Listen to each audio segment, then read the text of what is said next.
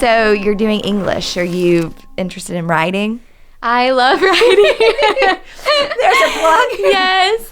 No, I've loved writing. I think writing was like one of my first loves. Like since I was even writing stories before I knew how the alphabet. I remember this memory of sitting at a desk and just taking a pencil and writing like these curly cues and swirls and on paper and imagining that I was writing stories.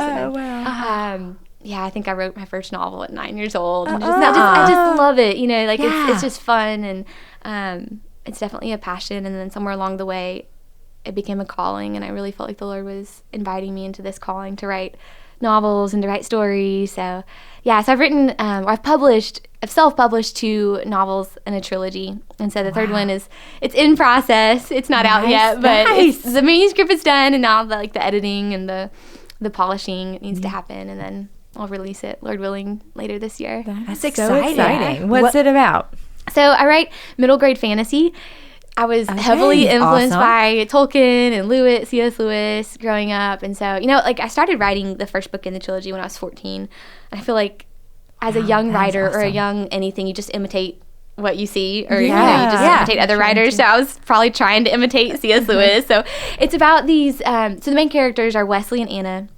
They're teenage brother and sister, and they are TCKs, so third culture kids. They grew up in Africa, now they're in Europe, and their parents have just taken over an orphanage in this little European country. And they become best friends with one of the orphans, Drew, and he has never known his parents. He's just lived at the orphanage as long as he remembered. Someone dropped him off when he was a baby. And so one day, Wesley and Anna's parents disappear. There's no trace of them.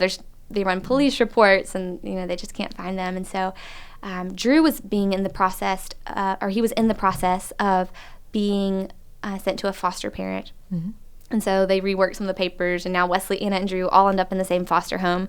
And now here's where the Narnia influence comes in. They're at the foster home, and they discover in this home a portal to another world. And it's this fantasy world of knights and elves and dwarves and creatures. And so the world is actually on the brink of war. There's this evil elf lord that's threatening to take over, and the 3 teenagers, they're just thinking, well, if we can be whisked away to another world, maybe this is what happened to our parents, and we want to find our parents, and that's kind of their only objective. Mm-hmm. But there are these other people who live in the world, and they're thinking, well, if these 3 teenagers have come from Earth, there's got to be a purpose to this, a reason, a bigger part of the story, or they're going to play a bigger role in the story and help us defeat this elf lord. And so they kind of get caught up, even though they come and they're like, we just want to find our parents and go home. They kind of get caught up in the larger drama of the story. That sounds so awesome. Yes, I love that. Read it. So what's the name of it? So the first one's called The Summoning, and the second one is The Call of the King. Okay, that's so cool. It's the Camnoel Trilogy. Camnoel is the name of the world. Okay. Nice. Oh, man, I love that. I do too. What's going on in your brain to even come up with all that? I know. Especially at 14, you started? Yeah. Unbelievable. It's so cool.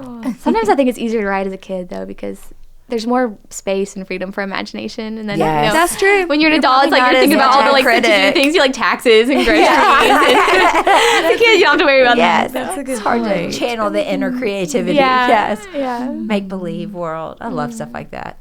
That's awesome. Well, actually, my daughter looked you up, and she was like, I can't wait to read these books. I was like, yes. I should have brought one. She's 14. Yeah, she's 14. Oh, yes, that's a perfect and age. she loves reading. So and she loves nether world type things. So that's awesome. Yeah.